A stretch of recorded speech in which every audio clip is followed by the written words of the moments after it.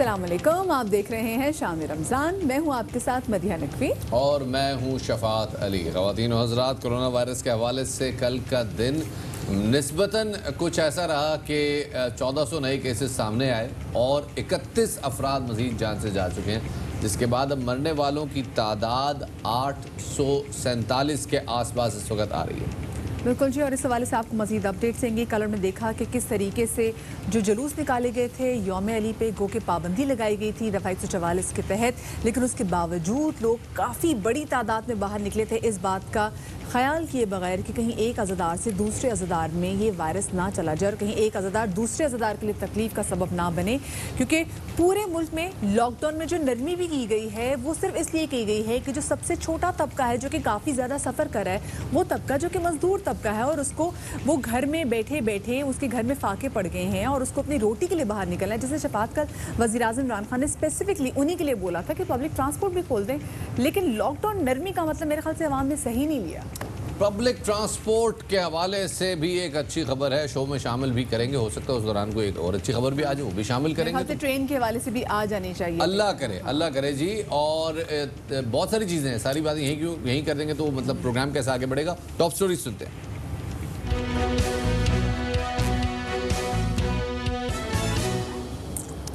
और सबसे पहले आपको कोरोना के हवाले से हम अपडेट देते चलें। जैसे शफात ने आपको बताया कि गुज़िश्ता 24 घंटों में 31 पेशेंट्स जो हैं कोरोना के वो इंतकाल कर गए हैं, जिसके बाद अब पाकिस्तान में अमवात की मजमूई तादाद जो हो गई है वो 834 हो गई है। और इसके अलावा 1581 नए केसेस सामने आने के बाद जो मुतासरीन की पाकिस्तान में कुल तादाद है वो 38,008 के करीब हो चुकी है। और अब तक के इत्तलात के मुताबिक तकरीबन 10,880 अफराद वायरस के चुंगल से निकल भी चुके हैं। लॉकडाउन में नरमी के बाद पंजाब में कोरोना तेज़ी से बढ़ने लगा है। 5 दिन में 37 अमवात रिकॉर्ड हो चुकी हैं। इसके अलावा 2824 नए केसेस रिपोर्ट हो चुके हैं। महकमा सेहत का कहना है कि सिर्फ लाहौर में 1618 केसेस सामने आए हैं, जबकि शहर में 19 अमवात हुई हैं। Vice chancellor university of health sciences professor Javed Akram का कहना है कि बाज़ारों में बगैर एहतियाती तदाबीर जाने से कोरोना केसेस में मज़ीद इजाफे का खदशा है। ख़वातीन और बच्चे बाज़ारों के लिए गैर ज़रूरी मत निकलें और एहतियाती तदाबीर अपनाएं। ईद की शॉपिंग के लिए निकलने वाले अफराद वायरस के फैलाव का सबब बन रहे हैं और लोगों के बिला वजह बाहर निकलने से घर बैठे ज़ईफ़ और बीमार अफराद, जो आपके वालिदैन भी हो सकते हैं, आपके दादा दादी भी हो सकते हैं और आपके घर का कोई भी वो शख्स जो कि एक मुद्दत से बीमार पड़ा हो, वो इस वायरस का टारगेट बन सकता है। इसलिए कोशिश करें कि घरों से बाहर ना निकलें। लेकिन उसके बावजूद हम देख रहे हैं कि मार्केट्स में बहुत ज़्यादा रश है। ख़वातीन ना सिर्फ खुद बल्कि अपने नन्हे नन्हे बच्चों को भी शफात साथ लेके मार्केट्स में आई हुई हैं। बहुत सारे ऐसे घर हैं जिनमें जो बुजुर्ग हैं, घर के किसी एक फ़र्द को किसी ज़माने में कोई ना कोई एक डिजीज़ रही होती है। इस वायरस से वो जो आपकी जो अंडरलाइन डिजीज़ जो आपको माजी में रह चुकी है, जिनसे आप रिकवर कर चुके हैं, खासतौर पर जैसे ट्यूबरक्लोसिस बहुत फैला है, टीबी जो है, तो उसके जो होते हुए भी ये ख़तरा बहुत ज़्यादा है कि अगर ये वायरस आप कॉन्ट्रैक्ट करेंगे तो इस वायरस से मज़ीद नुकसान हो सकता है और ये ख़तरनाक साबित हो सकता है। इसी हवाले से बात करने के लिए हमारे साथ मौजूद हैं वज़ीर पंजाब फैज़ल हसन चौहान साहब। बहुत शुक्रिया सर वक्त देने के लिए। सर पहले तो ये बताइएगा कि पंजाब में केसेस की तादाद बड़ी तेज़ी से बढ़ रही है, लाहौर शहर बड़ा ज़्यादा मुतासर हो रहा है। लॉकडाउन में नरमी का फैसला है, हुकूमत को रिकन्सिडर कर रही है कि लॉकडाउन में नरमी नहीं होनी चाहिए या इसको ज़्यादा सख्त होना चाहिए, टाइम लिमिट चेंज होनी चाहिए? बिस्मिल्लाहिर्रहमानिर्रहीम। देखिए, बुनियादी चीज़ ये है कि इस वक्त सारी दुनिया के अंदर तमाम ममालिक के जहाँ पाकिस्तान से जो है वो 100 गुना ज़्यादा वायरस फैला हुआ है, उन मुल्कों और माशों के अंदर भी 3 किस्म के चैलेंजेस हैं। एक है कि प्रिवेंटिव मेजर्स को जो है इम्प्लीमेंट करना, दूसरा है रिलीफ मेजर्स के ऊपर अमल दरामद करवाना, तीसरा है कि अपने माशरे, सोसाइटी और मुल्क की जो इकॉनमी है, रियासत की और मुल्क की इकॉनमी भी और अफराद की इकॉनमी भी, उनको जनाब चलाना और मईशत के पहिए को जो है वो कम अज़ कम चलाए रखना। ये 3 चैलेंजेस हैं और तीनों चैलेंजेस को तमाम हुकूमतें जो है वो इकट्ठी एड्रेस कर रही है। यही सूरत पाकिस्तान के अंदर भी है। अब हमने इन तीनों चीज़ों को चलाना है और उन्हीं को मद्देनजर रखते हुए आज भी जो है जो वज़ीर पंजाब सरदार उस्मान बुज़दार साहब की क़यादत में कैबिनेट कमेटी बराए इस्लाह कोरोना का इजलास हुआ। उसमें हमने बड़े शॉपिंग मॉल्स को कुछ SOPs तय करके जो है उसको खोलने का फैसला किया है। इंटरसिटी जो ट्रांसपोर्ट है उसको 20% किराया कम करके जो पेट्रोल की कीमतों में कमी हुई है ऑयल की कीमतों में, उसको मद्देनजर रखते हुए 20% किराए की कमी पे उनको हमने राजी किया और उसके तहत इंटरसिटी सर्फ जो है वो हम उसको ओपन कर रहे हैं। फिर चर्च में मसीही बरादरियों को इबादत, जो इतवार वाले दिन की इबादत है, उसकी इजाज़त देने का आज फैसला किया गया है। पावर लूम्स हैं, मोबाइल फोन्स की जो इंडस्ट्री है उस इनसे अच्छा फैज साहब, ये तो एक अच्छा इनिशिएटिव लिया गया है कि लोग बहुत अरसे से जो परेशान थे लॉकडाउन की वजह से, उनके घरों के चूल्हे ठंडे पड़ गए तो लॉकडाउन में नरमी की गई है। लेकिन हम साथ में ये भी देख रहे हैं कि पंजाब में जो अमवात की तादाद है वो बढ़ती जा रही है, और साथ में मुझे ये बताइएगा कि कैपेसिटी बढ़ी है, टेस्टिंग कैपेसिटीज क्या? पिछले 24 घंटों में हमने सबसे ज्यादा अभी तक की जो हमारी टेस्टिंग कैपेसिटी है 5,700 टेस्ट किए, और अब तक पंजाब के अंदर 1,57,000 टेस्ट हो चुके हैं, जो पूरे पाकिस्तान के तमाम इंतजामी यूनिट्स उनसे सबसे ज्यादा है। सिंध, बलोचिस्तान, KPK, गिलगित बल्तिस्तान, कश्मीर, उन सबसे ज्यादा टोटल भी अभी तक की टेस्ट है, और टेस्टिंग कैपेसिटी भी हमारी जो है ना इस वक्त सबसे ज्यादा है। सही। अच्छा, अब सर कोई आगे कंसिडरेशन है कि जैसे सिंध में बात हो रही थी कि लॉकडाउन में सख्ती दोबारा से की जा सकती थी, कल वज़ीर आज़म इमरान खान साहब ने बात की कि अगर केसेस ज़्यादा हुए तो लॉकडाउन में दोबारा सख्ती करनी पड़ेगी, दोबारा लॉकडाउन हो जाएगा, ऐसी कोई बात अभी पंजाब गवर्नमेंट में डिस्कशन में है? देखिए, ये तो अब सारा डिपेंड करता है ना आवाम के ऊपर।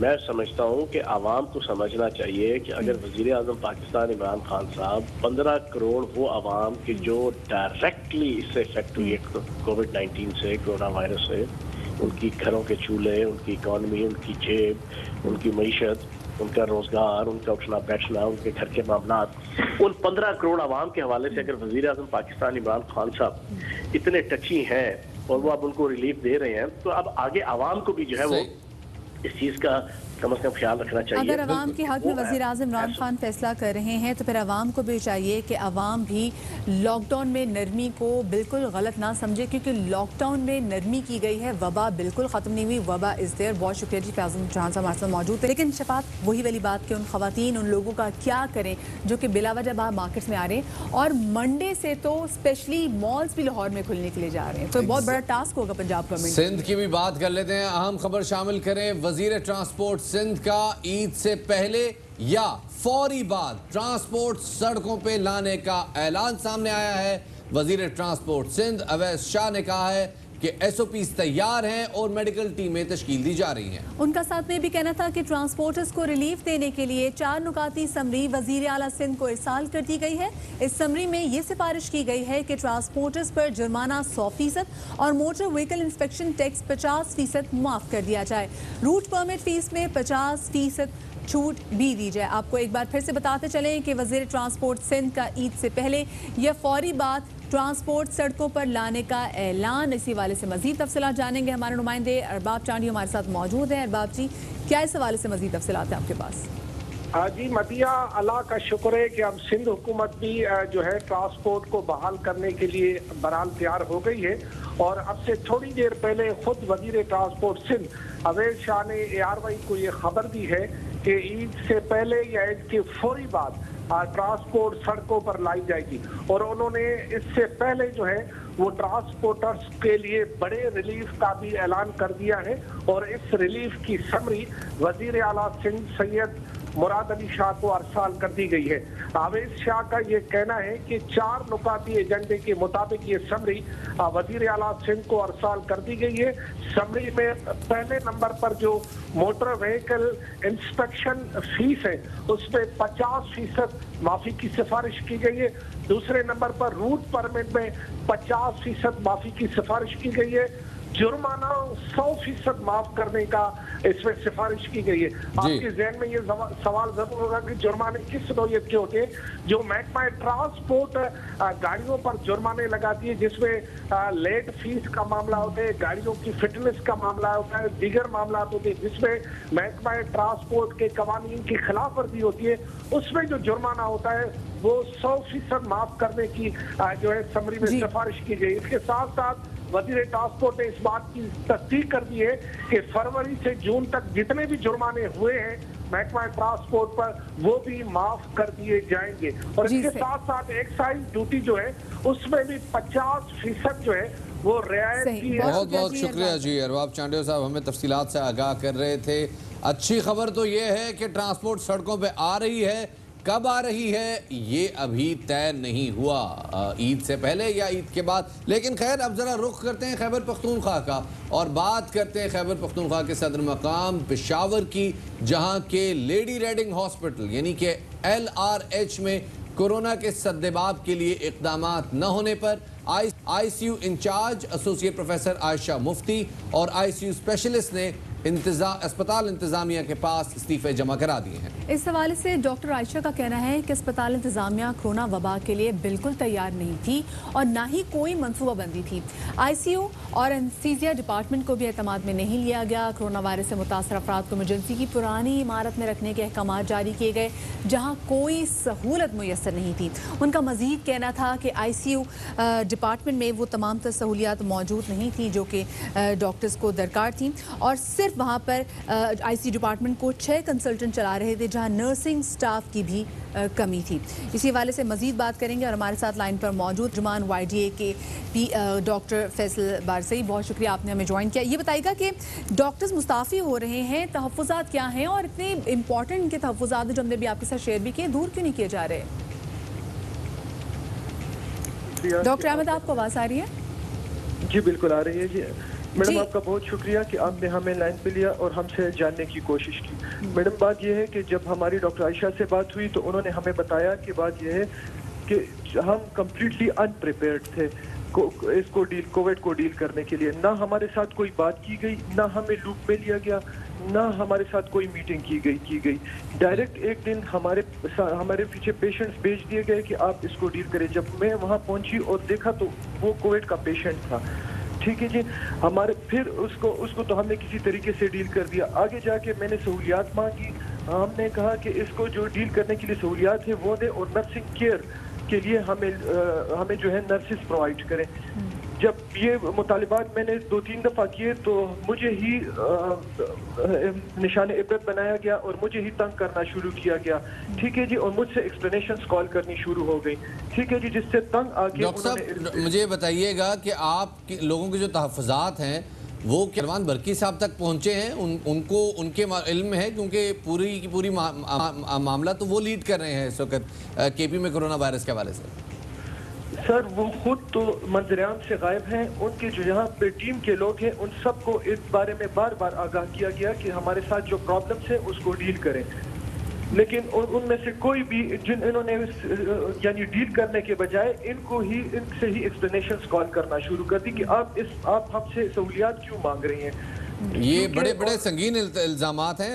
LRH के तर्जुमान मोहम्मद आसिम साहब हमारे साथ मौजूद हैं। आसिम साहब, ये बड़े सख्त इल्ज़ामात सामने आ रहे हैं YDA की जानिब से, क्या एक्सप्लेनेशन है आपके पास, क्यों LRH प्रिपेयर्ड नहीं है कोरोना वायरस से निपटने के लिए? जी thank you so much for taking me live. ये कुछ गलतफहमियां हैं जो शुरू में मैं क्लियर करना चाहूँगा। जी, सबसे पहले बात तो ये है कि डॉक्टर आयशा हमारी बहुत इंपॉर्टेंट टीम मेंबर हैं, अभी भी हैं। उन्होंने ऑफिशियली रेजिग्नेशन हमें फ़िलहाल जमा नहीं करवाया। सबसे पहली बात तो ये है। ठीक है, दूसरी बात वो हेड ऑफ द डिपार्टमेंट नहीं थी, लेकिन वो हमारी टीम की बहुत इंपॉर्टेंट टीम मेंबर थी। और दूसरा लोगों ने YDA ने या जिसने भी उसकी शेयर की है, वो कल रात की मेरी डॉक्टर आयशा से बात हुई थी। वो इंतहाई इस चीज़ पे खफा थी कि ये मेरा बहुत एक सीक्रेट ईमेल किसी ने शेयर किया है सोशल मीडिया पे। ठीक है, उसमें एलिगेशंस जो उन्होंने लगाई हैं वो शुरू के दिनों में हमें थोड़ी सी प्रॉब्लम जरूर थी। उसके बाद हमने प्रॉपर कोरोना कम्प्लेक्स बनाया है, 220 बेड्स पर मुश्तमिल है। उसमें हर एक बेड के साथ ऑक्सीजन पॉइंट और वेंटिलेटर्स और जो भी जरूरी चीजें चाहिए होती हैं वो 100% अवेलेबल है। ठीक है, एक्सप्लेनेशन ये कहाँ बनाया गया कोरोना कॉम्प्लेक्स? कोरोना कम्प्लेक्स हमने जो हमारा कार्डियोलॉजी ब्लॉक है जिसमें 220 बेड्स पर मुश्तमिल हमने एक पूरी जो अलग फैसिलिटी बनाई है। इससे पहले डेफिनेटली हमें प्रॉब्लम्स थी और ये एक ऐसी वबा थी जो जिसके लिए पूरी दुनिया प्रिपेयर नहीं थी, लेकिन अल्हम्दुलिल्लाह शुरू के 5-6 दिनों के अंदर आसिफ साहब ये कहेगा कि डॉक्टर आयशा ने स्पेसिफिकली इस बात की निशानदेही की है कि जिस ICU में है उस ICU में 6 कंसल्टेंट है, नर्सिंग स्टाफ ना होने के बराबर है, हिफाजती इक़दाम भी कुछ खास कुछ किए नहीं जा रहे। तो आप तरदीद करें कि ऐसा कुछ नहीं है, तमाम तरह हालात सही है, क्योंकि लेडी रेडिंग अस्पताल जो है खैबर पख्तूनख्वा का एक बड़ा अस्पताल है जहाँ पर छोटे शहरों से लोग आएंगे। देखें, बात चीजों को पोलिटिसाइज कर रहे हैं लोग, मैं डेफिनेटली ऑन कैमरा यही कहूंगा। देखें, ये तो आपके डॉक्टर ने बोला है। तो मुश्तमिल हमारा कोरोना कम्प्लेक्स है। नर्सिंग डिपार्टमेंट एक बहुत ही इंपॉर्टेंट रोल प्ले कर रहे हैं। इसकी मैं आपको सबूत देता हूं इसका कि हमारे तकरीबन 65 जो कोरोना पॉजिटिव पेशेंट्स थे जो क्रिटिकल हालत में हमारे पास आए थे, उनको हमने सेहतियाबी के बाद डिस्चार्ज किया है। डॉक्टर बरकी साहब, मैं खुद डॉक्टर आयशा के साथ मीटिंग में बैठा हूँ। डॉक्टर बरकी साहब डेली इन लोगों के साथ स्काइप पे मीटिंग्स करते हैं। डॉक्टर आयशा उन मीटिंग में बैठती थी, मैं भी उसी मीटिंग में मैं भी था। सारों को लूट में लिया है, इनकी राय को बिल्कुल वो किया है। लेकिन मैं आपको एक और दूसरी बात बताता हूँ। जो आसिम, मुझे एक चीज बताइएगा, आपको जो आपकी बॉडी लैंग्वेज से लग रहा है, जिस तरह से आप एक्सप्लेन कर रहे हैं, बिल्कुल ये लग रहा है कि ये एक मैनेजरियल इशू है, कुछ मिसमैनेजमेंट हुई है, कुछ उसकी वजह से मिसअंडरस्टैंडिंग हुई है और ये मैनेजेबल है। मैं क्लैरिफिकेशन में जी करता हूँ थोड़ा सा जी। थोड़ा सा हमने इन लोगों को देखे, डॉक्टर जो है वो एक स्ट्रेसफुल माहौल में काम कर रहे हैं। डेफिनेटली डॉक्टर आयशा उन डॉक्टर में हैं जो इंतहाई स्ट्रगल करती हैं, इंतहाई काबिल हैं। हम उनको बिल्कुल सलाम पेश करते हैं जो सर्विसेज हैं उनकी। रोस्टर इस तरह था, कुछ एडमिनिस्ट्रेशन इश्यूज बिल्कुल थी। एनेस्थीसिया डिपार्टमेंट है, उसमें ये था कि 36 घंटे रोजाना की ड्यूटी। एक सेकंड, इस मामले को छोड़िए, मुझे सिर्फ इतना बता दीजिए कि इस वक्त LRH में कोविड के वार्ड में कितने पेशेंट्स हैं, कितने क्रिटिकल हैं, कितने वेंट्स में? इस टाइम हमारे पास 41 पेशेंट्स एडमिट हैं। उनमें 22 जो है वो कोरोना पॉजिटिव हैं, बाकी सस्पेक्टेड हैं। 12 उसमें हमारे पास वेंटिलेटर पे हैं और 30 वेंटिलेटर्स हमने जो डेडिकेट किए हैं कोरोना पेशेंट्स के लिए, उसमें 12 पे अभी फिलहाल हमारे पास पेशेंट्स हैं। लेकिन ये मैं बताता चलूँ कि 65 पेशेंट्स जो हैं वो सेहतियाब होके वो LRH से हमने डिस्चार्ज भी किए हैं जी। सही, बहुत शुक्रिया जी हमारे साथ मौजूद रहने के लिए। डॉक्टर अहमद ज़ेब और तर्जुमान LRH जनाब मोहम्मद आसिम साहब हमारे साथ मौजूद थे। बहुत शुक्रिया सवाल से। वो कह रहे पॉलिटिसाइज करने की कोशिश की जा रही है, बल्कि ऐसा कुछ नहीं कि जो सूरत हाल डॉक्टर आयशा ने बताई है, जो कि सीनियर उनकी मेंबर भी हैं अस्पताल की, जिनकी वो बड़ी रिस्पेक्ट कर रहे थे। जो इमरान खान साहब के बड़े पुराने साथी हैं डॉक्टर नौशरवान बरकी, वो KP में जितनी जो कैंपेन है वो लीड कर रहे हैं। और जिस तरह के आसिम साहब बता रहे थे कि उनकी डॉक्टर्स के साथ स्काइप पे मीटिंग्स हो रही हैं, वो खुद मेरे ख्याल में शायद इस वक्त US में है। लेकिन ये बात कोई पहली शिकायत नहीं है जो कि डॉक्टर्स की जानिब से की गई। और लेडी रेडिंग अस्पताल, क्योंकि खैबर पख्तूनख्वा का स्पेसिफिकली पेशावर का एक बड़ा अस्पताल है और वहाँ पर छोटे शहरों से आते लोग आ रहे हैं, और अगर वहाँ की सूरत हाल हो तो यकीनन लोगों के लिए काफ़ी परेशान कुन सूरत हाल होगी। एक और खबर आपको हम देते चले कि पार्लियामेंट हाउस में कायम यूटिलिटी स्टोर के इंचार्ज ने अपनी एक वीडियो में इंकशाफ किया है कि कौमी असम्बली के रुकन मुर्तज़ा जावेद अब्बासी ने पार्लियामेंट हाउस में कायम यूटिलिटी स्टोर के अमले को डरा धमका कर बड़ी तादाद में खुर्दनी अशिया देने को कहा। स्टोर के इंचार्ज ने बड़ी तादाद में अशिया देने से इनकार कर दिया, जिस पर मुर्तज़ा जावेद अब्बासी ने स्टोर इंचार्ज पर दबाव डाला और 76,000 रुपए मालियत की अशिया खरीद ली। इसी हवाले से बात करने के लिए हमारे साथ हम कोशिश करते हैं, हमारे साथ अब्दुल कादिर मौजूद होंगे, उनसे ज़रा तफसीलात भी ले लेंगे। बल्कि इनफैक्ट हमारे साथ वो मौजूद होंगे। पहले ये ज़रा आपको सुनाते हैं कि जो साहब हैं इनका खुद क्या कहना था। यहाँ पार्लियामेंट लॉजेस के गेट पे खड़ा हूँ मैं, बाई चांस बाहर से आया हूँ जी। ये एक सुजुकी में ये यूटिलिटी स्टोर से ये जो है जी ये बल्क में ख़रीद के लेके जा रहे हैं जी। और ये प्राइम मिनिस्टर ऑफ पाकिस्तान से मैं और मिनिस्टर साहब आपसे गुजारिश करता हूँ कि इनका एक्शन लें। और ये हालात हैं, ये यूटिलिटी स्टोर जो है ये गरीबों के लिए बनाया गया, बल्क में जा रहा है। इधर वीडियो बनाया, ये बनाया था, इधर बनाया, गाड़ी की बनाए, गाड़ी में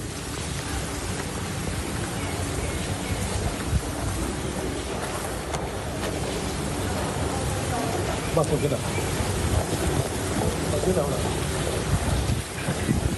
इस पे ये बल्क में जा रही है, ये गरीबों का माल हम सब्सिडी दे, ये गरीबों के लिए वज़ीर आज़म पाकिस्तान ने सब्सिडी दी है जी कि ये गरीबों में तकसीम होगी। और ये हालात हैं, ये पार्लियामेंट लॉजेस के नीचे जो है ये हालात हैं। तो इसलिए मैं ये मुनासिब समझता हूँ कि इस पर इंक्वायरी होल्ड की जाए। ये गाड़ी का नंबर मैंने आपको बता दिया है, पूरी मैंने बता दी है, और इनके खिलाफ करार वाकई सज़ा दी जाए इनको। Thank you. यहाँ तो ये पार्लियामेंट हाउस में कायम यूटिलिटी स्टोर था, जिसके इंचार्ज ने अपनी वीडियो में इंकशाफ किया है कि कौमी असम्बली के रुकन मुर्तज़ा जावेद अब्बासी पार्लियामेंट हाउस में जो कायम यूटिलिटी स्टोर्स हैं उन्होंने इसके अमले को डरा धमका कर वहाँ से 76,000 की जो अशिया खुर्दनोश हैं वो ख़रीद ली हैं। अब्दुल कादिर हमारे नुमाइंदे हमारे साथ मौजूद हैं। अब्दुल कादिर ये बताइएगा कि ये 76,000 की अशिया खुर्दनोश ख़रीदी हैं या बस वो ले गए हैं? देखिए, खरीद कर तो लेके गए हैं, लेकिन असूल व ज़वाबित को अगर देखा जाए तो बैक वक्त आप सब्सिडाइज चीज़ें इतनी बड़ी मिकदार में नहीं खरीद सकते। ज़रूरत के तहत 2 किलो या 5 किलो तक आप कोई चीज़ खरीद के ले जा सकते हैं। बिल्कुल। ये अफसोसनाक वाक़या गुज़िश्ता रोज़ पार्लियामेंट लॉजेस में पेश आया, जहाँ पर साबिक डिप्टी स्पीकर कौमी असम्बली और मौजूदा रुकन असम्बली हैं ये मुर्तज़ा जावेद अब्बासी, जिनकी जानिब से ये सारी कोशिश की गई एक्स्ट्रा सामान खरीदने की, और ये कहा गया कि ये गरीबों में बांटने के लिए ले जा रहे हैं और गाड़ी में भरकर ये सामान ले जाया गया। इस पर जो स्टोर कीपर था उसने एतराज़ भी किया कि आप इतनी ज़्यादा मालियत का सामान बैक वक्त खरीद कर नहीं ले जा सकते, लेकिन उन्हें डरा धमकाकर या दबाव के तहत ये सामान खरीदा गया और फिर गाड़ी में लोड करके वहाँ से ले जाया गया। ये सारा मामला अब अरबाब इख्तियार के इल्म में आ चुका है। इस पर गवर्नमेंट ने भी एक्शन लिया है और यूटिलिटी स्टोर की जानिब से मुर्तज़ा जावेद अब्बासी को एक ख़त लिखा गया है और इस ख़त में मुतालबा किया गया है कि जो चीज़ें आप सब्सिडाइज रेट पर लेके गए हैं वो ले जाना आपका इस्तेहकाक नहीं था, लिहाजा इन चीज़ों की अब पूरी कीमत आपको अदा करनी पड़ेगी। मुर्तज़ा जावेद अब्बासी को लिखे गए खत में यह भी कहा गया है कि आपको कैलकुलेशन करने के बाद जो इसकी असल नर्ख हैं उसकी एक रेट लिस्ट भिजवाई जाएगी। आपने सब्सिडाइज जिन चीज़ों की खरीदारी की है उसके बदले में पूरी रकम आपको अदा करनी होगी। तो गुज़िश्ता रोज़ ये वाक़या पेश आया था जिस पर नोटिस लिया गया है और कार्रवाई ये वाक़या गुज़िश्ता रोज़ पेश आया जिसका नोटिस आज दिया गया। बहुत शुक्रिया जी अब्दुल कादिर, हमारे नुमाइंदे हमारे साथ मौजूद। और उसके बाद इससे पहले जब हमने यूटिलिटी स्टोर्स पे जितने भी शोज़ किए हैं हम यही बात करते थे कि क्योंकि वहाँ सब्सिडाइज रेट पे चीज़ें मौजूद होती हैं तो लोग इतनी चीज़ें ना खरीद जाएँ कि जो दूसरे लोग आने वाले हैं उनके लिए चीज़ें कम पड़ जाएँ, लेकिन यहाँ पर तो गंगा ही उल्टी बह रही है। ये वैसे पूरा स्टोरी खाली कर दी इन्होंने। ख़वातीन और हज़रात, ये मामलात आपके सामने रखना हमारा काम है और हमारा काम जारी है, लेकिन वक्त हो गया एक छोटे से ब्रेक का। छोटा सा ब्रेक, उसके बाद दोबारा हाजिर होते हैं। हमारे साथ रहिएगा।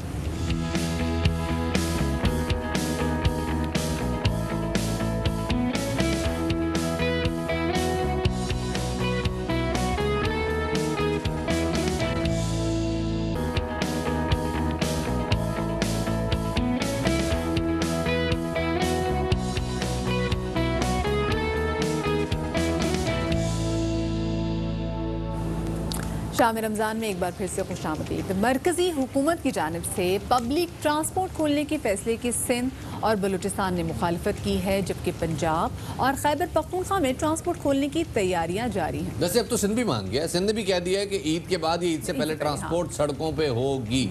तो जनाब, हुकूमत और ट्रांसपोर्टरों के दौरान, पंजाब हुकूमत और ट्रांसपोर्टर्स के दरमियान ज़रा जो किरायों में कमी का मामला था उस पर थोड़ा सा डेडलॉक था, वो डेडलॉक भी पूरा हो गया है। बहुत कुछ है, लेकिन क्या है उस हवाले से हमने एक रिपोर्ट तैयार की, आपके साथ शेयर करते हैं। वफाकी वज़ीर रेलवे शेख रशीद अहमद ने अपील की है कि हुकूमत ट्रेनें चलाने की इजाज़त दे। सफ़र के लिए SOPs बना लिए हैं और अगर इजाज़त मिल गई तो 24 घंटे के नोटिस पर ट्रेनें चला देंगे। उनका मजीद कहना था कि जिस तरह के हालात हैं, डर है इदारा दिवालिया ना हो जाए। लोगों ने ईद पर घर जाने के लिए 24 करोड़ के टिकट बुक करा रखे हैं।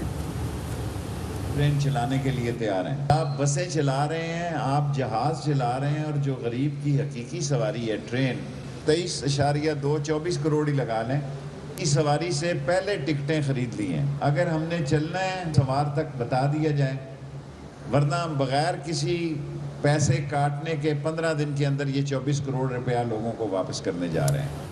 देखिए शफात, आज से तो हवाई ऑपरेशन भी जो है वो भी शुरू हो गया है। उसके बाद पब्लिक ट्रांसपोर्ट के वाले से बात की जा रही है, वो भी खोल दी जाएगी। आज तो पंजाब में मुज़ाकरात भी हो गए, सिंध में भी पब्लिक ट्रांसपोर्ट के वाले से बात की जा रही है। अब ये जो ट्रेन की सवारी है, बहुत सारे लोग जो कि हवाई जहाज़ का सफ़र अफोर्ड नहीं कर सकते, वो ट्रेन का सफ़र अफोर्ड कर सकते। मेरे ख्याल में ये एक ऐसा टाइम है कि जिसमें सारी हुकूमतों को मिल के हर डिपार्टमेंट को सपोर्ट करना है, किसी एक डिपार्टमेंट के ऊपर छोड़ा नहीं जा सकता। एंड आउट ऑफ ऑल जो मेन हमारा कंसर्न है वो है वायरस फैले नहीं। बिल्कुल वाया ट्रेन आई थिंक बहुत ज़्यादा बेहतर तौर पे वायरस के कंट्रोल को मैनेज किया जा सकता है अगर सारी सूबाई हुकूमतें एंड फेडरल गवर्नमेंट मिल के रेलवेज को सपोर्ट करें। ये मेरी अपनी सजेशन और स्पेशली शफात, अगर हर जहाँ स्टेशन पे ट्रेन रुकती है वहाँ पर अगर डिसइंफेक्ट किया जाए तो मेरे ख्याल से वो भी बहुत अच्छा हो जाएगा। सिचुएशन हमें कंट्रोल करनी है, सख्त से सख्त SOPs होनी चाहिए, वरना खुदा ना खास्ता ऐसा ना हो कि जो लॉकडाउन आवाम के हक में किया गया है, नरमी जो आवाम के हक में की गई है वो सख्त जाए। क्योंकि आलमी इदारा सेहत ने अब ये खबरदार कर दिया है कि अगर हिफाजती तदाबीर इख्तियार ना की गई तो जुलाई के वस्त तक पाकिस्तान में कोरोना के जो मरीजों की तादाद है वो 2 लाख से भी ज़्यादा तजावुज़ कर सकती है। जिस तेज़ी से कोरोना के मरीजों की तादाद बढ़ रही है, खदशा है कि मुल्क भर के अस्पतालों में गुंजाइश जल्द ख़त्म ना हो जाए। सवाल से हमने एक रिपोर्ट तैयार की, आपके साथ शेयर करते हैं। जनाब, ये एक रिपोर्ट हमने आपके साथ शेयर की। WHO कह रही है कि आपके पास सेहत की सहूलियात ख़त्म हो सकती हैं अगर कोरोना वायरस के केसेस बढ़ गए, लेकिन अगर हमने इकॉनमी बहाल न की तो 2.5 करोड़ अफराद, जैसे कल वज़ीर-ए-आज़म इमरान खान साहब ने भी इशारा किया कि वो इस पूरे लॉकडाउन के दौरान बेरोजगार हुए। बिल्कुल शफात, वो तमाम तर लोग जो कि मजदूर तबका था, 2.5 करोड़ लोग तो वो बेरोजगार हो गए, घरों पे रह गए। और अगर उन्होंने कहा कि आप इसमें हर कुमरे का आप 6 फर्द भी लगा लें तो तकरीबन 15 करोड़ जो अवाम है वो डायरेक्टली इस लॉकडाउन से मुतासर हुई है। तभी उन्होंने बात की तो लॉकडाउन में नरमी करनी है। सामने पब्लिक ट्रांसपोर्ट, क्योंकि पब्लिक ट्रांसपोर्ट ज़्यादा, क्योंकि हर बंदे के पास अपनी गाड़ियाँ हैं, हम लोग तो अपनी गाड़ी में ट्रैवल कर लेते हैं, लेकिन ये मजदूर जिन्होंने घरों से निकलना होता है इनको पब्लिक ट्रांसपोर्ट दरकार होती है, जिसकी वजह से बात की गई। यस, अब इकोनॉमी चलानी है और इकोनॉमी चलाने के लिए कुछ इंतजामात करने पड़ते हैं। बड़ी तनकीद की जा रही थी जनाब कि इंडस्ट्रियलिस्ट जो हैं वो परेशान हैं। तो स्टेट बैंक ऑफ पाकिस्तान ने, चूँकि पिछले अभी चंद दिन पहले पेट्रोल की कीमतें, पेट्रोलियम मसनूआत की कीमतें कम हुई हैं और बहुत बड़ी तादाद में कम हुई हैं, तो उसी हिसाब से इन्फ्लेशन रेट भी नीचे आया, जिसकी बिना पर स्टेट बैंक ऑफ पाकिस्तान ने शरह सूद में मजीद 1% कमी कर दी है, जिसके बाद अब ये शरह 8% पे आ गई है। बिल्कुल जी, मरकजी बैंक की जानिब से मुल्क में कोरोना वायरस की वबा के बाद 2 महीने के दौरान शरह सूद में चौथी मरतबा ये कमी की गई है, जो मजमूई तौर पर 525 बेसिस पॉइंट्स बनते। एक रिपोर्ट हमने इस हवाले से तैयार किया, आपके साथ शेयर करते हैं।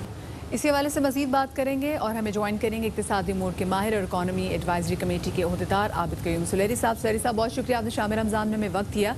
ये कहिएगा, शरह सूद में कमी की गई है, क्या इससे हमारी मौशी सूरत हाल थोड़ी बहुत बेहतर होगी? देखिए, शरह सूद में कमी जो है, जैसा कि मॉनेटरी पॉलिसी स्टेटमेंट में भी कहा गया था कि वो जो कैश फ्लो है उसको तो वक्ती तौर पे थोड़ा बेहतर कर देगी, लेकिन अगर शरह सूद में कमी ही सारे मसले का हल होता तो अमेरिका में यहाँ पे कि इस वक्त नेगेटिव है शरह सूद, और यूरोप के बहुत से ममालिक जहाँ पे कि नेगेटिव के बिल्कुल करीब है, तो वहाँ पे इकॉनमी हरी भरी होती। तो इस वक्त जो तनकीद आ रही है कि शायद शरह सूद से मज़ीद कमी करनी चाहिए, वो हमारा ख्याल है कि बहुत ज़्यादा जस्टिफाइड नहीं है। असल चीज़ इस वक्त है वो ये है कि जो लाइव्स और लाइवलीहुड्स में एक बैलेंस रखने की कोशिश कर रही है हुकूमतें, और मैं हुकूमतों का लफ्ज़ इसलिए बोल रहा हूँ कि तमाम हुकूमतें कर रही हैं, सिर्फ पाकिस्तान ही नहीं कर रहा। तो तमाम हुकूमतें कोशिश कर रही हैं कि वो लॉकडाउन में थोड़ी सी रिलैक्सेशन लेके आएँ और उसके साथ जो कोविड के फैलने का रेट है उसको भी कंट्रोल में रखें। तो असल चीज़ उस पर हमें फोकस करना है। जो हमसे मुराद हम आवाम है, क्योंकि जब तक हम एक कलेक्टिव रिस्पॉन्सिबिलिटी नहीं लेंगे और SOPs पे अमल नहीं करेंगे, अगर आज शरह सूद जो है वो 0 भी हो जाती है, लेकिन खुदा न खास्ता बीमारी जो है हमारे जो इररिस्पॉन्सिबल एटीट्यूड की वजह से इतनी फैल जाए कि बिजनेसेस करने बिल्कुल नामुमकिन रहे, तो फिर उस शरह सूद में कमी का क्या फ़ायदा होगा। तो इसको एक बैलेंस रखना होगा। दूसरी चीज़ यह है कि जो इस वक्त जब भी शरह सूद में कमी की जाएगी, उसके साथ रुपए की वैल्यू पे प्रेशर आएगा डॉलर के मुकाबले में। ऑलरेडी जब पिछली दफ़ा मॉनेटरी पॉलिसी में हमने देखा क्वांटिटेटिव ईजिंग की गई, तो हॉट मनी जिसको बोला जा रहा था वो फ्लो आउट कर गई। इस वक्त आपके पास IMF के पैसे पड़े हैं, जिसके डॉलर पड़े हैं, जिसकी वजह से रुपये पे प्रेशर सरेदस्त नहीं है। लेकिन अगले माली साल के लिए हमारे पास इस वक्त कमिटमेंट्स नहीं है। हमें जो इस वक्त मिल रहे हैं डॉलर, वो आपको IMF से भी मिल गए, वर्ल्ड बैंक, KDB वगैरह से भी मिल जाएंगे, लेकिन मैं नहीं देख रहा कि 6 महीने के बाद दोबारा से ये डॉलर्स आ जाए। तो स्टेट बैंक थोड़ा सा उस लिहाज से भी माइंडफुल है कि ऐसा ना हो कि वो उसमें 1-8% फर्दर अगर कल वो कमी कर देता और डॉलर जो है वो 175 रुपये पे चला जाए, तो उसका जो इफेक्ट है वो बैलेंस आउट हो जाएगा। डॉक्टर साहब, ये बताइएगा कि जैसे शरह सूद में कमी आई है, ये चीज़ क्या ये भी इंडिकेट करती है कि इस वक्त हुकूमत की जो इंटरनल बोरोइंग है उसमें भी कुछ कमी आएगी? उसमें यकीन कमी आएगी।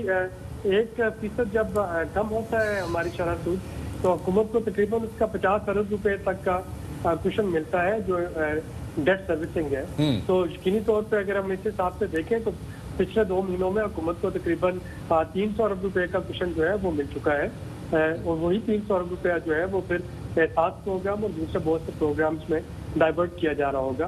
तो यकीनन जबकि रेवेन्यू कलेक्शन जो है अगर हम देखें कि उसमें 15% कमी आई है मार्च अप्रैल में, और उसके बावजूद अगर एहसास प्रोग्राम के लिए या बाकी स्टिमुलस के लिए पैसे हैं तो यकीनन यहीं से उस क्वेश्चन को स्पीड करके इस्तेमाल में लाया बहुत बहुत शुक्रिया जी। आबिद कईम मुसलहरी साहब हमारे साथ मौजूद थे, बता रहे थे इस हवाले से। वक्त हो गया एक छोटे से ब्रेक का, छोटा सा ब्रेक और उसके बाद दोबारा हाजिर होते हैं, हमारे साथ रहिए।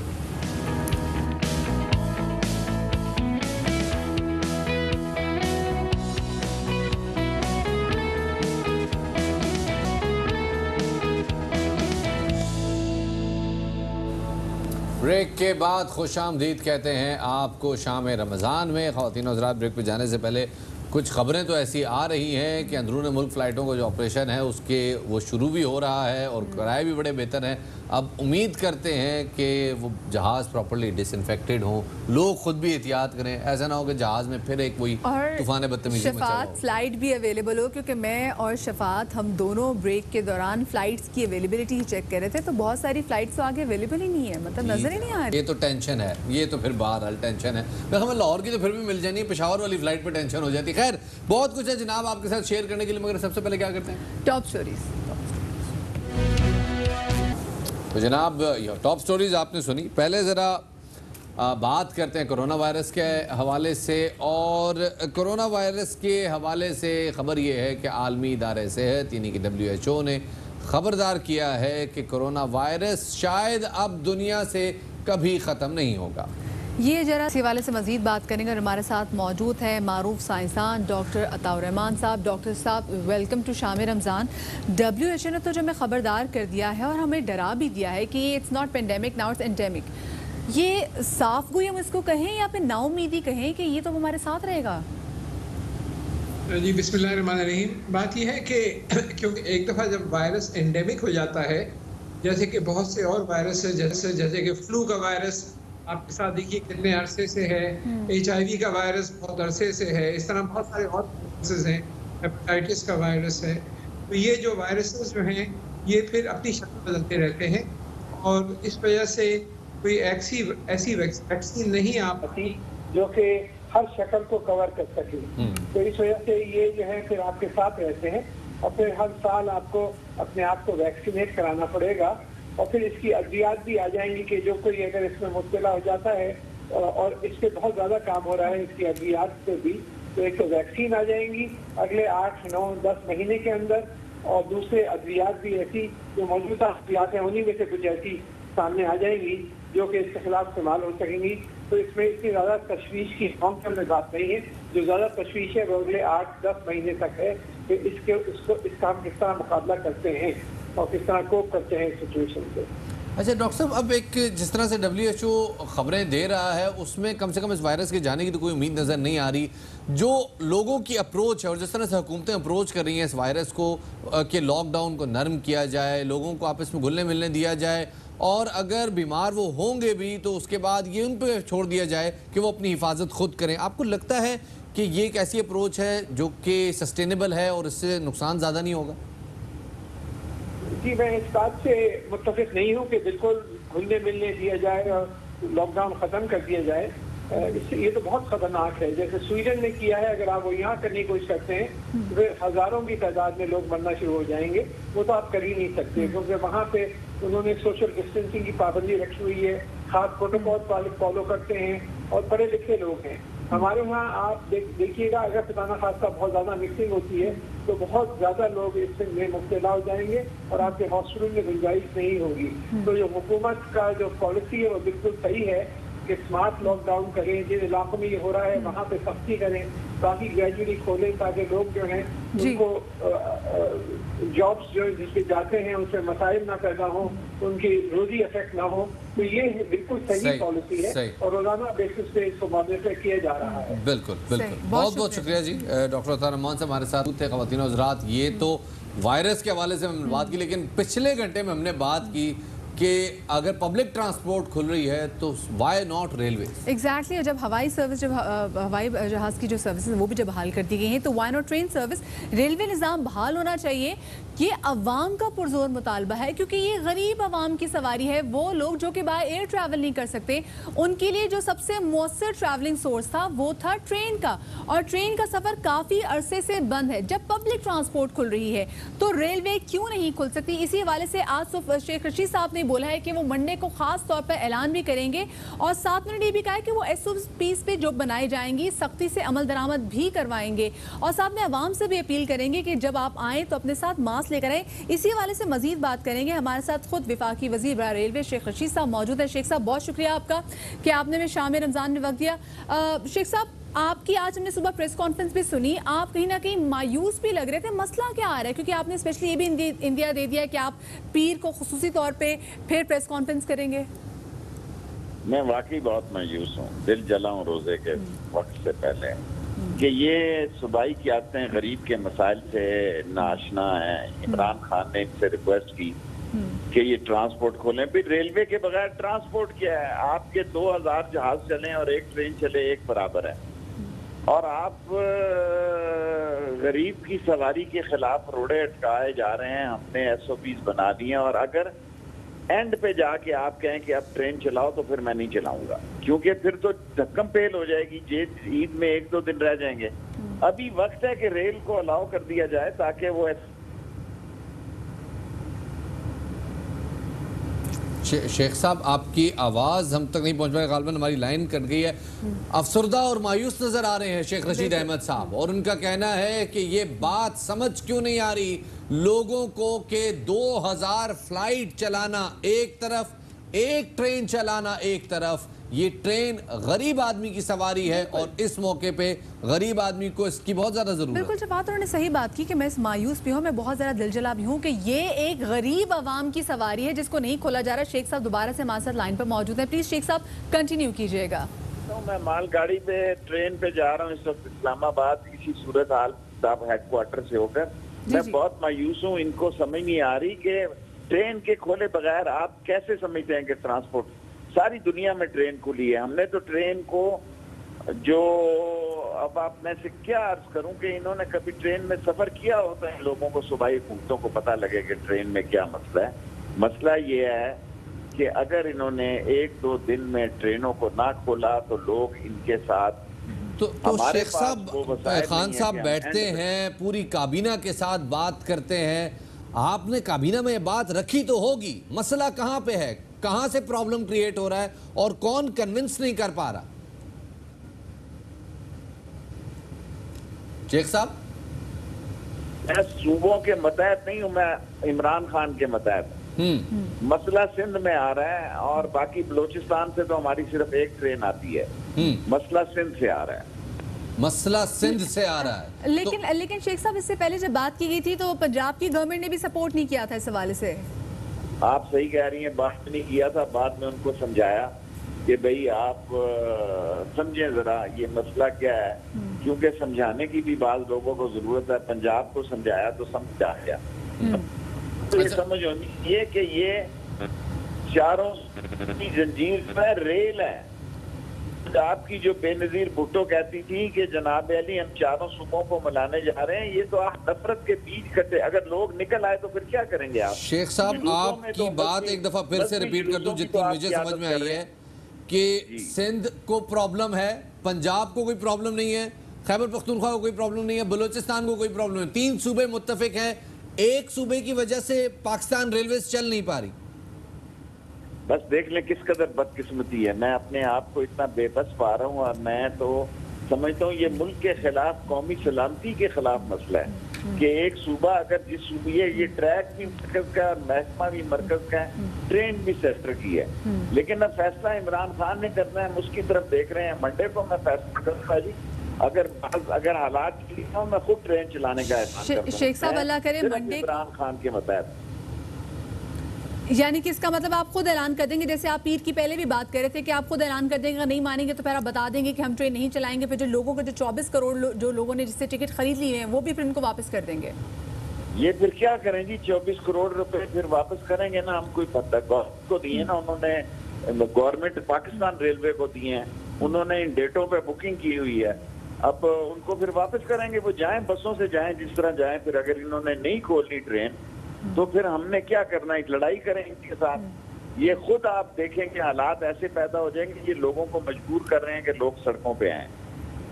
अच्छा शेख साहब, आप माशाल्लाह अवामी आदमी हैं, तो अवाम की जानिब से क्या राय है, अवामी राय क्या है? वो चाहते हैं ट्रेन खुले? आपका कोई रब्ता हुआ, आपको लोगों ने रिक्वेस्ट किया पर्सनली?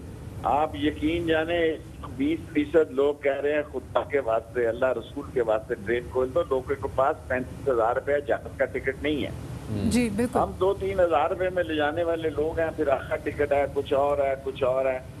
और हम मंडे को पूरी बात करेंगे इमरान खान साहब के साथ कि गवर्नमेंट से वही होती है। इमरान खान तो कह रहा है ट्रांसपोर्ट को, लेकिन इमरान खान इनसे अपील कर रहा है। रेलवे में उसको अपील करने की जरूरत नहीं है, उसको हुक्म देने की जरूरत है। वो हुक्म दे के ट्रेन चलाएं। सही। इमरान खान साहब को हुक्म देना चाहिए कि वो ट्रेन चलाते हैं। अच्छा शेख साहब, क्योंकि आप बिल्कुल सही बात कर रहे हैं, ये आम आदमी की सवारी है। लोग 35-35 हज़ार की जो फ्लाइट से जो टिकट्स है वो अफोर्ड नहीं कर सकते। 3,000 उनके लिए जो सवारी है वो फिर भी अफोर्डेबल है। ये बताएगा कि अगर इजाज़त मिल जाती है तो फिर आप लोग की तैयारी क्या है? आप कितनी देर में जो ट्रेन का ऑपरेशन है वो बहाल कर देंगे पैसेंजर ट्रेन का? 24 घंटे में खोल देंगे, क्योंकि टिकटें तो हमारे पास देखे ना 24 करोड़ रुपए की पहले बिकी हुई हैं। जी जी। तो हम पहले उनको ही अहमियत देंगे जिन्होंने इतने में हमें ईद के दिनों की पहले की टिकटें ली हुई हैं, ऑनलाइन ली हुई हैं। 60% टिकटें हम दे देंगे। ये ज्यादती करने जा रहे हैं। अगर ईद के करीब ये मुझे कहेंगे कि ट्रेनें चला दें आप, तो उस वक्त मैं नहीं चलाऊंगा, क्योंकि फिर तो जाहिर है दिन ही कितने रह जाएंगे। 1-2 दिन पहले ट्रेन को चलाना तो लोगों को, फिर सारे लोग, आप मीडिया कहेगा कि शेख रशीद ने वायरस फैला दिया जी, ये कह रहा था ट्रेन चलाओ ट्रेन चलाओ। ये आखिरी दिन है ट्रेन चलाने के, इसके बाद ट्रेन चलाने का कोई फायदा नहीं। ये आखिरी दिन है ट्रेन चलाने के, इसके बाद अगर कहा भी गया तो ट्रेन नहीं चलाएंगे, कहना है वफाकी वजीर रेलवे शेख रशीद अहमद साहब का। बहुत बहुत शुक्रिया जी हमें वक्त देने के लिए। और वाकई बिल्कुल जायज़ बात है, बिल्कुल 100% दुरुस्त बात है कि अगर पब्लिक ट्रांसपोर्ट खोली जा रही है, फिजाई ऑपरेशन खोला जा रहा है, तो फिर ट्रेन ऑपरेशन क्यों नहीं खोला जा रहा? शफात, ये आम आदमी की सवारी है। लोग 1500 की टिकट्स वगैरह खरीद के 3,000 की टिकट खरीद के अपने शहरों को जाते हैं। ईद आने वाली है और लोगों की अब यही कोशिश है कि वो लोग जो कि दूसरे शहरों में फंसे हुए, वो ईद जाके अपने प्यारों के साथ जो है वो ईद मनाएं। और अब उनका कहना था कि अगर अभी इजाज़त ना दी गई तो फिर अगर ईद के करीब इन्होंने बोला कि जी अब आप ट्रेन चलाएं, तो मैं खुद ट्रेन नहीं चलाऊंगा, क्योंकि तब होता ये कि फिर रश ज़्यादा बढ़ जाता है। फिर लोग कहेंगे कि देखा जी शेख रशीद साहब की वजह से जो कोरोना फैल रहा है। बिल्कुल जी। और जो मेन प्रॉब्लम है SOPs पे जो है ना काबिल अमल करवाना, वो SOPs मेरे ख्याल में रेलवे पे बहुत बेहतर तौर पे काबिल अमल हो सकती हैं। जैसे स्टेशन टू स्टेशन रुकना है, वो बीच में कहीं रुक नहीं सकती। और वैसे ये जो आजकल के दिन होते हैं ना, ये वही दिन है जिन पे हम प्लेटफॉर्म पे खड़े होके जो है ना एक खबर सुनते थे कि कराची से अपनों में ईद मनाने के लिए लोग अपने घरों में जा रहे हैं। वो भी होती थी लाज़मी। बिल्कुल, अल्लाह करे वो दिन भी आए कि कराची से, बल्कि कराची से क्या पूरे पाकिस्तान में जहाँ जहाँ लोग अपने साथ ईद मनाना चाहते हैं वो अपनों के साथ बखैर आफियत जो है वो ईद ज़रूर मनाए। रमज़ान मुबारक है और रमज़ान मुबारक का आखिरी अशरा शुरू हो चुका है। हज़ूर अकरम सल्लल्लाहु अलैहि वसल्लम ने इस अशरे को मुसलमानों के लिए बहुत अहम करार दिया है। तफसीलात के लिए हमने एक रिपोर्ट तैयार की है, हिना दीदार से सुनते हैं। रमजान का आखिरी अशरा, जिसे ना सिर्फ जहन्नुम से निजात का अशरा कहा जाता है, बल्कि इसकी अहमियत ताक रातों की वजह से और भी बढ़ जाती है। रमजान की ताक रातें 21, 23, 25, 27 और 29 हैं। अल्लाह सुब्हानहू व तआला फरमाते हैं कि तुम उन ताक रातों में लैलतुल क़द्र को ढूंढो, जिसकी एक रात की इबादत सब पर अफजल है। एक रात ऐसी है जिसको हमें तलाश करना है और वो खैरुम मिन अल्फ शहर है। 1000 महीने की इबादत से ज्यादा बेहतर बरतर सवाब वाली ये एक रात है। इस मुबारक अशरे में हजरत आयशा सिद्दीका रजी अल्लाह ताला अन्हा की दुआ पढ़ना बहुत मकबूल है। सैयदा आयशा सिद्दीका रजी अल्लाह ताला अन्हा हुजूर से पूछा कि आज की शब कौन सी दुआ पढ़नी चाहिए, तो सरकार दो आलम सल्लल्लाहु अलैहि वसल्लम ने एक खास दुआ फरमाई, अल्लाहुम्मा इन्नका अफ़ून करीमुन तुहिब्बुल अफ़्व फ़अफ़ु अन्ना या गफूरो या गफूरो या गफूर। ताहम उल्मा फरमाते हैं कि आखिरी अशरे की रातों में कलमा, तौबा, इस्तग़फ़ार और अल्लाह के मुबारक नामों का विर्द करना भी बहुत मकबूल है। कैमरामैन ज़ीशान मरगूब के साथ हिना दीदार, ARY न्यूज़, कराची। रमज़ान मुबारक की मुनासबत से काफ़ी फ़नकार हमदुनात पढ़े हैं और फैंस उसे बहुत ज़्यादा पसंद भी कर रहे हैं। कुछ दिनों पहले आतिफ असलम ने अपनी आवाज़ में इस्माइल हुस्ना की वीडियो जारी की है, जो देखते ही देखते काफ़ी ज़्यादा मकबूल हो गई। तो जनाब ये थे आतिफ असलम, इनको सुना आपने। आगे बढ़ते हैं जी और बात करते हैं पड़ोसी मुल्क अफ़गानिस्तान की। अफ़गानिस्तान के दारुल हुकूमत काबुल के एक मैटरनिटी हॉस्पिटल पे कुछ दिन पहले हमला हुआ और उसके बाद सूबा नंगरहार में एक पुलिस ऑफिसर के जनाजे पर बॉम्ब हमला किया गया। इन दो हमलों में अब जाँ बहक अफराद की तादाद 56 हो चुकी है। तालिबान और अमेरिका के दरमियान अमन मुआहदे के बावजूद अफगानिस्तान में गुज़िश्ता चंद महीने के दौरान तशद्दुद में इजाफा हुआ है, जिसे माहिरीन मुआहदे पर दुरुस्त तरीके से अमल ना होने का सबब करार दे रहे हैं। उनका ये मानना है कि अमन मुआहदे पर अमल दरामद में जितनी ताख़ीर होगी, बिगाड़ पैदा करने वाले नासर को उतना ही कहीं ज़्यादा मौका भी मिलेगा। अफगानिस्तान अमन से दूर और एक नई प्रॉक्सी वॉर का दायरा इतना ही वसी होता जाएगा। इसी हवाले से बात करने के लिए हमारे साथ लाइन पर मौजूद खान उमूर के माहिर ताहिर खान साहब। ताहिर खान साहब, बहुत शुक्रिया, आपने वक्त दिया। ये कहेगा कि तालिबान और अमेरिका के दरमियान अमन मुआहदे के बावजूद अफगानिस्तान में गुज़िश्ता चंद माह के दौरान तशद्दुद में इजाफा हुआ है। आपके ख्याल में क्या वजह है इसकी? कौन से ऐसे नासर हैं जो किसके पीछे हैं? जब अफगानिस्तान में जंग जारी रहेगी तो जाहिर बात है कि जो ममालिक, जो अनासिर जो अफ़गानिस्तान में जंग का दवाम चाहते हैं, जंग जारी रखना चाहते हैं, तो वो न सिर्फ अफ़गानिस्तान बल्कि पाकिस्तान पे या उनके जो करीबी पड़ोसी है, ईरान है, मरकज़ी एशिया है, उन पे भी बराह रास्त असर होगा। और फिर जो दीगर ममालिक है, रूस है, ख़ित्ते के दीगर ममालिक, उन पे भी, एक चीन है, उन पे भी मनफी असर होगा। इक़्तिसादी तरक्की को भी मसाइल मुश्किलात दरपेश होंगे। और देखो ना, जब सदर अशरफ गनी ने तालिबान के ख़िलाफ़ कार्रवाइयों का उन्होंने हुक्म दिया तो कल रूस की जानिब से उस पर बड़ा अफसोस का इज़हार किया गया।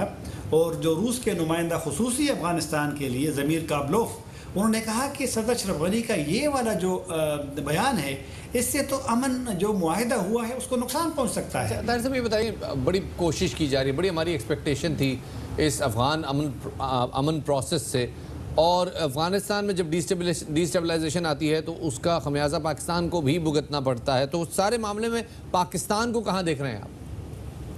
पाकिस्तान के किरदार के हवाले से तो मैं यही कहूँगा, पाकिस्तान ने जिस तरह कल वज़ारत ख़ारिजा के तर्जुमान ने कहा, आयशा फ़ारूकी ने, कि पाकिस्तान चाहता है कि अमेरिका और तालिबान के दरमियान मुआहदे को अमली जामा पहनाया जाए, उनको नाफिज किया जाए, क्योंकि पाकिस्तान का यही मौक़िफ़ है कि ये एक ज़बरदस्त किस्म का चांस है इस मुआहदे का, और इससे अमन का क़याम भी हो सकता है। गैर मुल्की अफवाज वहाँ से निकल जाएंगी। ये जंग जो 40 साल से है, फिर तकरीबन 20 साल अमरीकियों का जंग, तो इनका खात्मा हो जाएगा। पाकिस्तान का यही रोल है कि अपील कर सकते हैं, और सारी दुनिया अपील कर रही है। बहुत बहुत शुक्रिया जी, हमारे साथ मौजूद थे। वक्त हो गया एक छोटे से ब्रेक का, एक छोटा सा ब्रेक लेते हैं और उसके बाद दोबारा हाजिर खिदमत होंगे। हमारे साथ रहिएगा।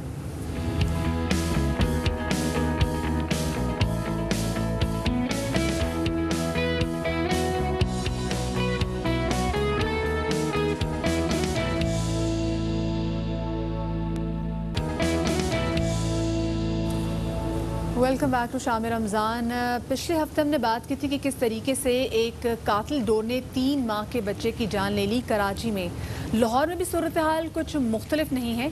लाहौर में भी ऐसी ही सूरत हाल है। जब से लॉकडाउन शुरू हुआ है, पतंगबाजी ज़्यादा वहाँ पर शुरू हो गई है और लाहौर में पतंगबाजी रुक नहीं सकी। इस्लामपुरा के इलाके में एक और नौजवान जिंदगी की बाजी हार गया, जिसके बाद रवां साल के पहले ही 4 महीने में इस कातिल डोर से जाँ बहक होने वाले लोगों की अफराद 5 हो चुकी है। जी जनाब, 5 अफराद जाँ बहक हो चुके हैं। इसमें एक डॉल्फिन फोर्स का एहलकार भी शामिल है। 18 साल नौजवान उस्मान जो अभी इस्लामपुरा में जाँ बहक हुआ, उसके गले पे ये डोर फिर गई। अब ये डोर कोई मामूली डोर नहीं होती जनाब। इस डोर के ऊपर शीशा कूट के लगाया जाता है, जिसके बाद ये डोर रेज़र से ज़्यादा तेज़ हो जाती है। और जब कोई शख्स बाइक पे या साइकिल पे किसी जगह से गुजरता है जहाँ ये डोर लटक रही होती है, ज़ाहिर जब गुड्डी कट जाती है तो उसके बाद ये गली में लटकती है और किसी के भी गले में फंस के या दांतों में फंस के बहुत बड़ा कट लगा देती है। ये मामला हुआ इसी नौजवान के साथ और इसको बड़ी तशवीशनाक हालत में अस्पताल मुंतकिल किया गया, लेकिन वहाँ वो जामबद ना हो सका। और अफसोसनाक बात है कि जैसे यहाँ पे नाइट क्रिकेट हो रही होती है तो वैसे ही ये सहरी में वाक़या पेश आया था। इत्तलात के मुताबिक उस्मान बाइक पर जा रहा था और रास्ते में उड़ती पतंग की डोर की जद में वो बेचारा आ गया। वाक़े के बाद DIG ऑपरेशन राय बाबर सईद ने SHO इस्लामपुरा को मुअत्तल कर दिया और हिदायत की कि पुलिस अफसरान अपने इलाकों में पतंगबाजी एक्ट पर अमल दरामद को यकीनी बनाएं। दूसरी जानिब वज़ीर आला पंजाब उस्मान बुज़दार ने उस्मान की हलाकत को नोटिस लेते हुए CCPO से इसी हवाले से रिपोर्ट भी तलब कर ली है। ये कोई पहला वाक़या नहीं है जो कि पेश आया है, बल्कि ये वाक़या हमने देखा है कि कराची में पेश आया है। और ये डोर इतनी कातिल डोर होती है कि अगर हल्की से भी गले से गुजर जाए आपकी तो ये आपको ज़िंदगी का दूसरा मौका ही नहीं देती। एग्जैक्टली। और जो केमिकल डोर उड़ाने वाले लोग होते हैं वो अपने हाथ पे बड़े मोटे ग्लव्स और टेप्स पहन के जो है ना वो करते हैं। मुसरत चीमा साहिबा जी हमारे साथ इस वक्त मौजूद हैं, तर्जुमान पंजाब से, उनको शामिल गुफ्तगू करते हैं। ये बताइएगा कि ये लाहौर में पतंगबाजी का मामला जो है तो ये इलीगल, लेकिन ये अभी भी हो रही है, तो ये क्या मामला है? जी, बड़े दुख और बड़े अफसोस के साथ हमें यह कहना पड़ता है कि ये जो खूनी खेल है, लोग इससे, लोगों को पता भी है बहुत अच्छे तरीके से कि इससे किसी की जान जा सकती है और काफ़ी जानें इससे ज़ाया हुई भी हैं, लेकिन फिर भी लोग बाज नहीं आते। लेकिन एक बात मैं आपके चैनल के तवज्जुह से अर्ज़ कर दूं कि हमने हतमी क्रैकडाउन किया कि हमने जितनी भी पतंग साजी की, जितनी भी ये लोग जो डोमेस्टिक लेवल पे या कमर्शियल लेवल पे कर रहे थे, हमने उसको बंद किया हुआ है। और जहाँ कहीं भी निशानदेही होती है किसी लोकल कम्युनिटी की तरफ से तो बड़ा सख्ती से निपटा जाता है और मुकदमात का इंदराज किया जाता है। पूरे का पूरा इनका जो पतंग से रिलेटेड जितना भी उनका मटीरियल है वो सारा गवर्नमेंट जब्त करती है, लेकिन उसके बावजूद इस तरह के इक्का दुक्का वाक़यात पेश हो जाते हैं जो कि उसमें ऐसा नहीं है कि गवर्नमेंट की या हुकूमत की रिट कायम नहीं है। आपको ये पता है कि तमाम लोग जो खुदा न खास्ता मर्डर के मुर्तकिब होते हैं तो उनको ये तो पता है ना कि इस पे उनकी अपनी जान को भी सज़ा मिलेगी, फांसी लगेंगे और 302 उनको भुगतना पड़ेगी, लेकिन फिर भी ये चीज़ें होती हैं। इसी तरह सख्त सज़ा होनी चाहिए मुसर्रत चीमा साहिबा, क्योंकि जो ये डोर कर रहे होते हैं उनको मालूम होता है कि एक कातिल डोर है और अगर किसी के गले से फिर जाए तो उस बंदे को ज़िंदगी का दूसरा मौका नहीं मिलता। बहुत शुक्रिया, आपने हमें वक्त दिया। और अभी हम आपको ले चलते हैं लाहौर, जहाँ पर मुस्लिम लीग नून के रहनुमा प्रेस कॉन्फ्रेंस कर रहे हैं। का रोल मैक्सिमम एक प्रोपोगेशनिस्ट का, और हर फस्ताई सोच रखने वाला अपने साथ एक प्रोपोगेशनिस्ट रखता है। तो Shahzad Akbar at the most एक प्रोपोगेशनिस्ट हैं। वो सिर्फ एक एजेंडा बीट करने वाले शख्स हैं। वो मीडिया ट्रायल में यकीन रखते हैं और मीडिया ट्रायल भी ऐसे भोंडे अंदाज से कर रहे हैं कि पाकिस्तान के आईनी अदारे जैसे हमारी इस्लामी नजरियाती काउंसिल थी, किबला अयाज को आकर ये कहना पड़ा कि जब आप किसी पर एक इल्ज़ाम लगाते हैं तो ये इंतहाई गैर इस्लामी है कि आप हुकूमत के मनसब पर बैठ के अपने तमाम इख्तियारात को इस्तेमाल करके आप ये तासुर उभारें, आप मीडिया ट्रायल के ज़रिए ये तासुर उभारें कि इल्ज़ाम की बुनियाद पर ये शख्स जो है उसकी आप शोहरत को दागदार करने की कोशिश करें। क्या ये सेक्रेड ट्रस्ट जो गवर्नमेंट का होता है इन मकासद के लिए इस्तेमाल किया जा सकता है? आपने पूरी कौम को एक हिजान में मुब्तला कर रखा है। मैं आज आपसे इस बहस में नहीं हूं कि आपकी गवर्नेंस कैसी है, आपकी गवर्नमेंट कैसी है। We are restricting our self to Shahzad Akbar, तुम्हारे इन 18 सवालात के। और मैं चैलेंज करता हूं फिर बार बार, किसी जगह पर, किसी मीडिया फोरम पर आके बैठ जाओ, किसी टीवी एंकर के प्रोग्राम में आके बैठ जाओ, अपने सवाल लेकर आओ। मैं दावे से कहता हूं कि तुम्हें नहीं पता कि फील्ड 50 क्या है, मैं नहीं पता तुम्हें कि सेंडर कौन होता है। ये जो तुमने फ्लो चार्ट्स बनाए ये झूठे बनाए। रहनुमा मलिक अहमद खान साहब इस वक्त मीडिया से बातचीत कर रहे थे और दिफा कर रहे थे वो जो शहबाज शरीफ साहब की तरफ जो इल्ज़ामात लगाए गए हैं वो शहबाज शरीफ साहब का दिफा कर रहे थे। तो जनाब ये तो खैर सियासी महाज है, वो तो गर्म रहेंगे, लेकिन एक किचन का महाज है जिसको गर्म करना और उस पर जो चूल्हा है उसको गर्म करना बहुत जरूरी है। बिल्कुल शबाद, बात तो आपने सही की, क्योंकि लॉकडाउन में बाहर के सारे ठेले जो हैं वो बंद पड़े हुए हैं और बाहर के तो आपको पता है बन कबाब कितने कमाल होते हैं। तो आज हमने सोचा कि अपने किचन में आपको बन कबाब बनाना सिखाते ताकि आप बाहर का मजा घर में ले लें। शफात हम श्योर लोगों को तो पसंद आएगा, लेकिन मुझे तो अंडे वाला बर्गर पसंद है। बस ये अब देखें ना, पसंद अपनी अपनी। खैर जनाब, ब्रेक लेते हैं, ब्रेक के बाद वापस आते हैं, हमारे साथ रहिएगा।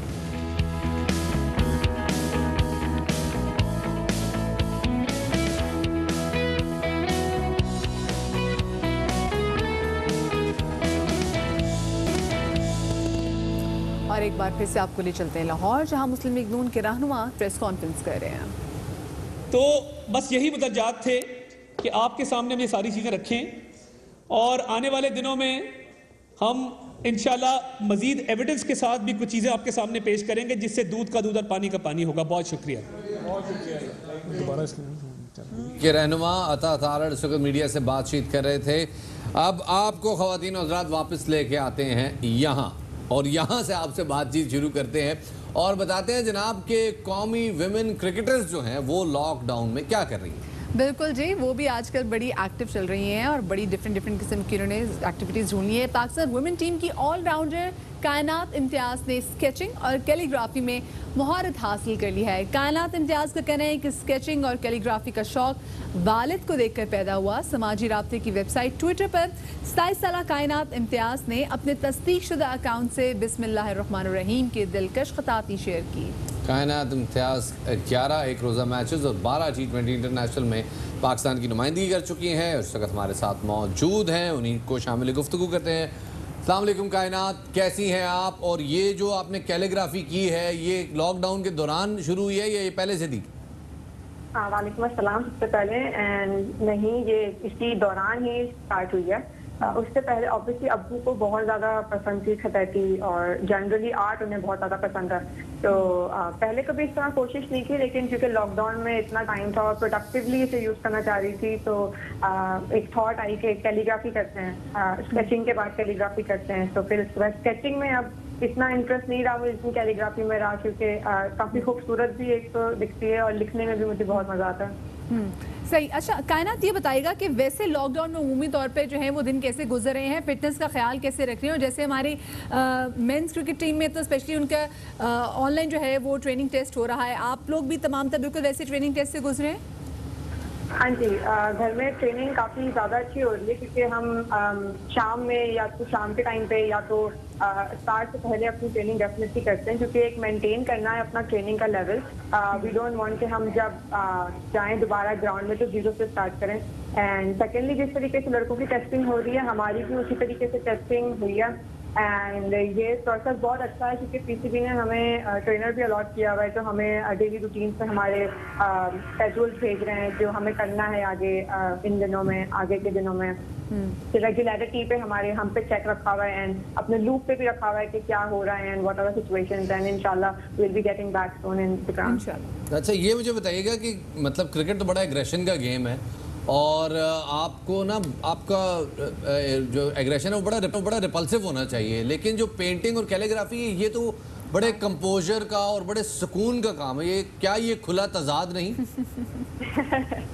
देखिए, खुला तजाद नहीं है, लेकिन अब्बू से जो चीज़ सीखी है वो यही कि इट्स एन एक्सप्रेशन कि आप अपने आप को हर तरीके से एक्सप्रेस कर सकते हैं। ग्राउंड में जिस तरीके से हम रहते हैं डेफिनेटली घर में हम बिल्कुल ही ऑपोजिट होते हैं। ग्राउंड में एग्रेसिव और घर में थोड़ा नेचर डिफरेंट होता है। तो मुझे लगता है कि मैंने पहले शायद इस चीज़ को ध्यान नहीं दिया, लेकिन अब्बू जो कहते थे कि ये एक एक्सप्रेशन है, आर्ट इज एन एक्सप्रेशन, आप अपनी सारी थॉट्स आर्ट में डाल सकते हैं। तो आई वुड एग्री नाउ कि यस ऐसा है and it's quite enjoyable as well. सही, बहुत शुक्रिया जी कायनात इम्तियाज़, हमारी ऑलराउंडर। पाकिस्तान क्रिकेट तो खेलती है लेकिन अब स्केचिंग में भी मास्टर हो गई। यहाँ पर वक्त हो गया आपसे इजाज़त लेने का। अपना बहुत सारा ख्याल रखिएगा। शादरी बादरी, अल्लाह।